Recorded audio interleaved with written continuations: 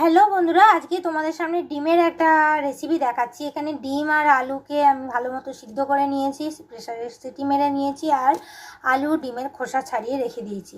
এখানে আমাদের আর অন্যান্য উপকরণের মধ্যে ধনেপাতা লাগবে, আদা রসুন লাগবে, আর ক্যাপসিকাম লাগবে, আর সঙ্গে পেঁয়াজ লাগবে। এগুলোকে আমি এখন সব কিছু কুচিয়ে নিব।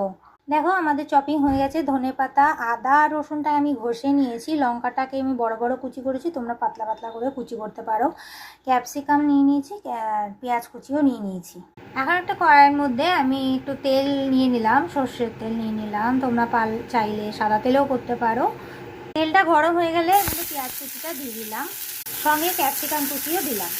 এবার এটা একটু হাই হিটে ভালো করে ভাজতে হবে, পেঁয়াজটা একটু লাল লাল হওয়া অবধি। স্বাদ মতো লবণ দিয়ে দিলাম। এই রেসিপিটা খেতে খুব ভালো লাগে রুটি পরোটার সঙ্গে। বাড়িতে ট্রাই করে দেখো। আমার চ্যানেলকে সাবস্ক্রাইব করো, লাইক করো, শেয়ার করো, কমেন্ট করো প্লিজ।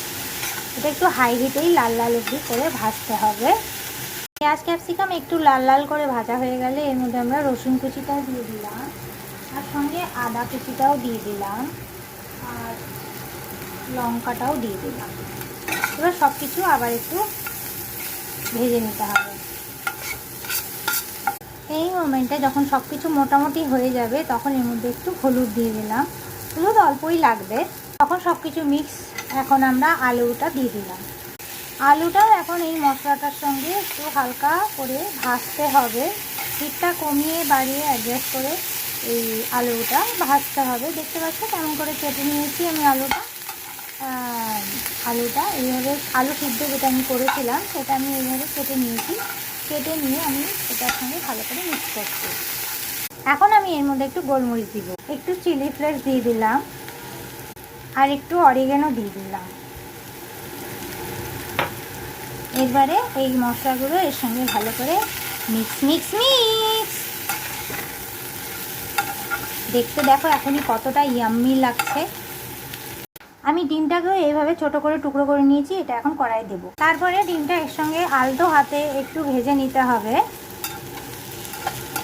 আমাদের সিদ্ধ ডিমের ভুজি রেডি হয়ে গেছে। এখন লাস্টে আমরা এর উপর দিয়ে ধনেপাতা দিয়ে দিব। আমাদের ডিমের ভুজি রেডি। দেখতে দেখো কতটা ইয়াম্মি লাগছে, অনেক বেশি টেস্টি লাগে এটা খেতে।